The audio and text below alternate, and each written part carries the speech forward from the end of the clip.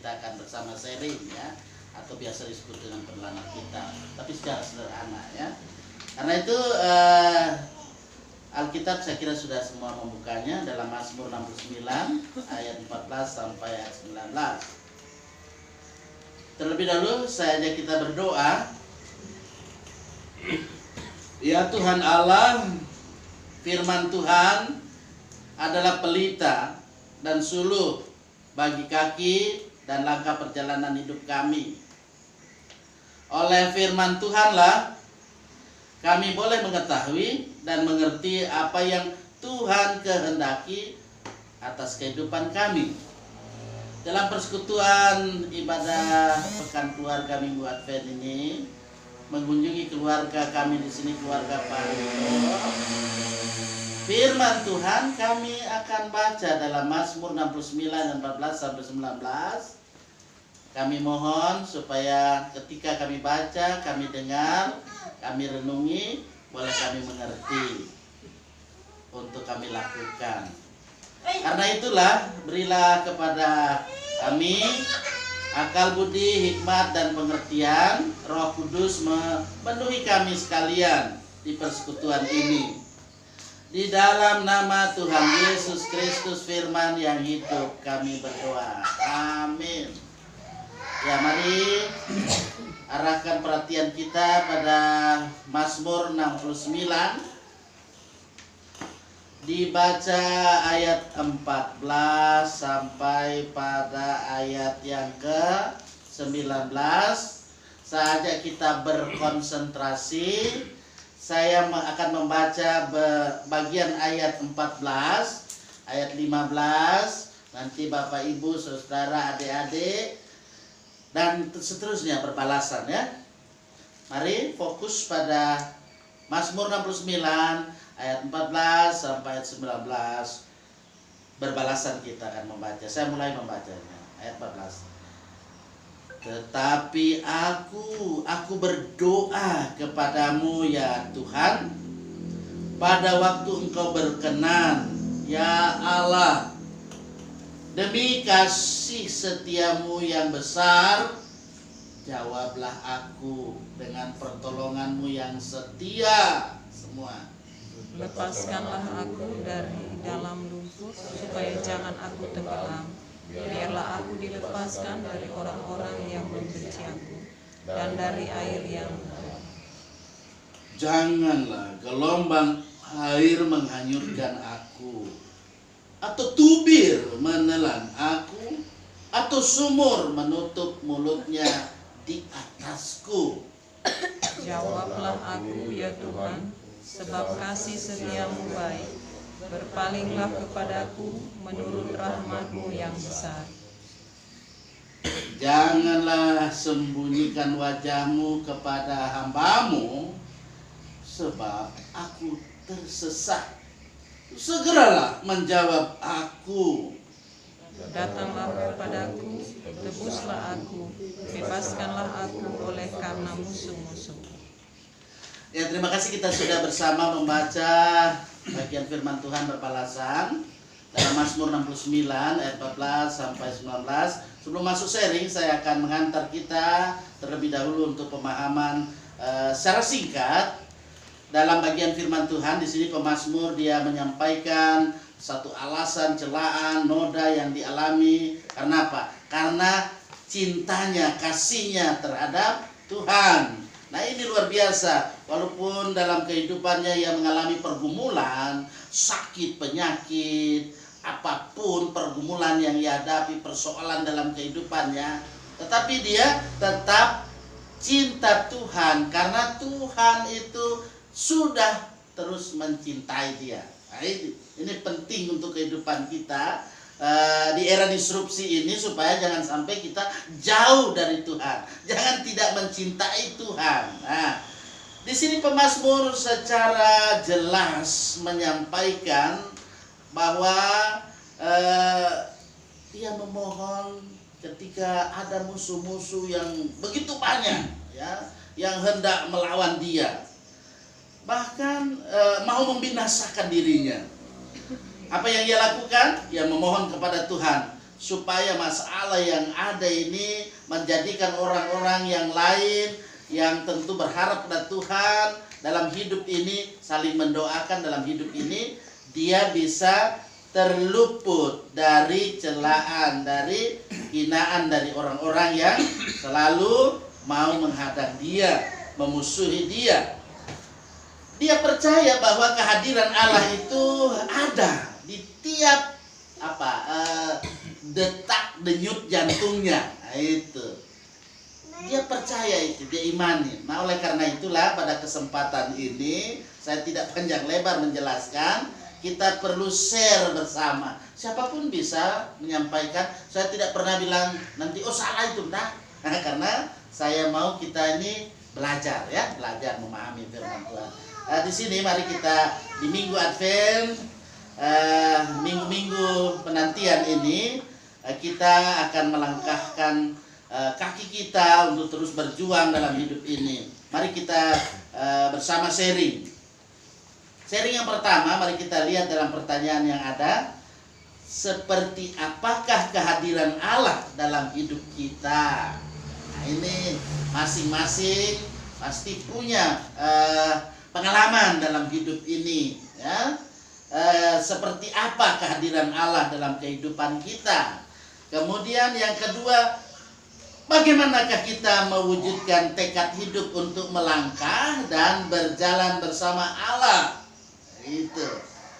Jadi ada dua bagian pokok penting yang kita bersama akan sharing bersama, supaya kita saling mendengar dan saling mengisi dalam kehidupan kita sebagai orang-orang yang percaya, apalagi kita di sini sebagai keluarga, ya. Satu keluarga dalam pekan keluarga, memang kelompok-kelompok pekan keluarga seperti ini, ya. Dia di kota, dia di desa, dia di pesisir, dia di pegunungan, dia di lembah. Seperti ini keadaannya. Karena itu suasananya suasana keluarga. Karena itu saya akan duduk untuk hal ini. Silakan sharing, bisa sampaikan apa yang menjadi pengalaman dalam kehidupan ini. Ketika ada bagian pertanyaan satu, seperti apakah kehadiran Allah dalam kehidupan kita? Seperti apa? Nah, itu. Saya kira jelas, ya. Atau pertanyaannya belum jelas? Nah, saya kira jelas, karena ini sudah disusun, ya, secara sinodal, walaupun ada lagu tadi hilang dia punya apa, mungkin dia capek atau bagaimana, ya seperti itulah, ya.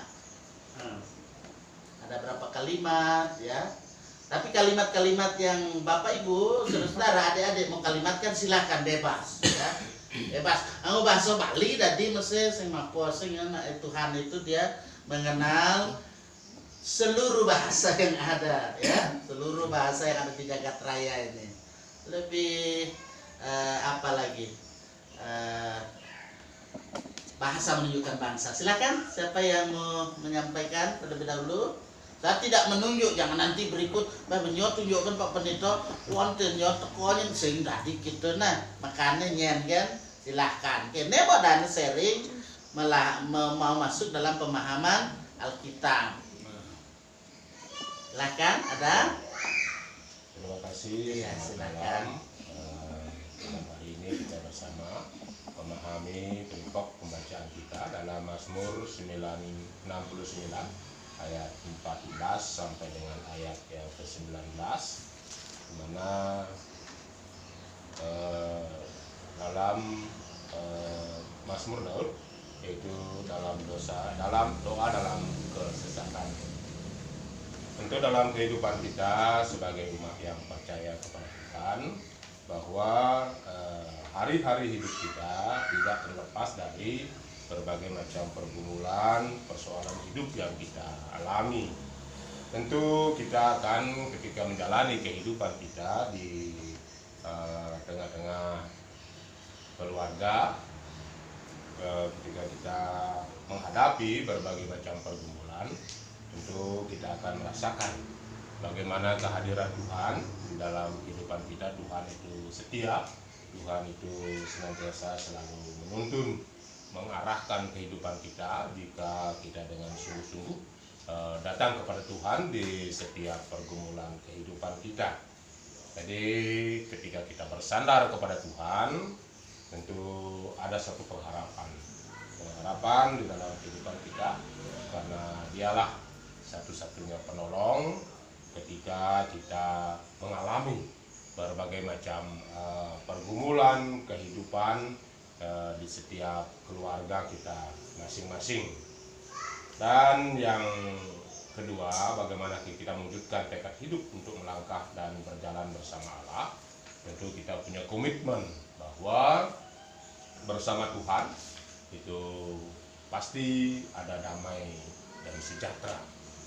Karena di luar Tuhan tidak ada jalan keselamatan sebagai iman kepercayaan kita kepada Tuhan. Itu bersama dengan Tuhan kita akan dituntun, diarahkan, bahwa itulah merupakan kehidupan kita sebagai anak-anak Tuhan, sebagai umat Kristiani. Tentu kita mempunyai pegang teguh hanyalah kepada Yesus Kristus, Juru Selamat, penuntun arah kehidupan kita. Dan itu mungkin pemahaman saya secara pribadi ketika kita diperhadapkan dengan berbagai macam pergumulan kehidupan di dalam keluarga. Terima kasih Pak Pendeta. Iya, terima kasih Liwayan Sentosa sudah menyampaikan apa hasil dari apa yang digumuli dari dua bagian pertanyaan yang kita sharing. Ya, saya belum berbicara karena masih saya buka untuk mo si Tiang Riki, memen si Tiang Riki, adi yang bekerja. Nah, silakan siapa yang nambahkan lagi. Ini bagus dengan metode seperti ini sehingga kita terus belajar ya, memahami. Ayo lanjut. Terima kasih. Saya sebelumnya ini adalah kesaksian hidup saya. Waktu saya 5 bulan saya tidak pernah ikut ibadah tua. Ya. Begitu ada pemilihan majelis, saya dapat terpilih. Waktu itu baru saya ambil motor kredit. Seakan-akan saya tidak akan percaya tangan Tuhan itu akan turut campur dalam kehidupan saya, karena saya harus membayar cicilan tiap bulan. Karena saya di sana kan sering makan gaji.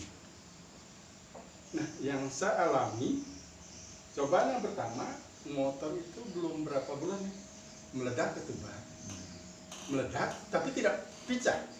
Itu persoalannya, sampai goyang. Meledak tapi tidak pecah. Itu kesana. Terus lanjut. Langsung saya bilang sama Pak Pendeta Wayan Sastrana, Pak, saya siap sudah melayani Tuhan. Apapun kejadiannya saya nanti, saya tergantung pada Tuhan. Yang jadi yang saya pernah rasakan di dalam kehidupan saya, Pak, selama saya melayani di Maku, di sana setiap panen itu kalau padi keluar, burungnya itu tidak pernah berhenti, Pak, dari pagi sampai maghrib. Karena saya dalam pelayanan tiap minggu dengan Kamis, tentu saya khawatir. Tapi karena saya sudah berjanji bertekad dari awal, saya akan mengikut Tuhan. Apapun kejadiannya ini serahkan sama Tuhan. Begitu saya punya tekad. Pokoknya kalau memang saya sudah niat, pokoknya saya serahkan ini, itu urusannya Tuhan. Saya melayani. Nyatanya apa? Kasih Tuhan sangat besar. Saya punya padi itu tidak pernah diserang dengan burung. Nanti saya di rumah baru dicari. Selama saya melayani hari Minggu, hari Kamis, hari Jumat, tidak pernah diserang itu. Pokoknya burung itu tidak pernah datang. Nanti kalau begitu saya di rumah baru dia datang. Puji Tuhan. Tuhan sangat baik di dalam kehidupan saya. Ya, luar biasa. Jadi satu kesaksian yang Bapak alami ya. Terima kasih. Terima kasih. Ya, ada lagi? Nah, kalau tadi bapak-bapak sudah, jadi beli-beli tadi sudah. Sekarang mok-mok. Nah, mok-mok, apa adik-adik. Nah, kan. Nah. Ada Bian?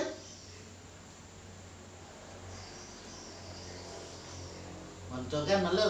Nah, pasti kita sudah mulai dengan langkah bagaimana kita sharing.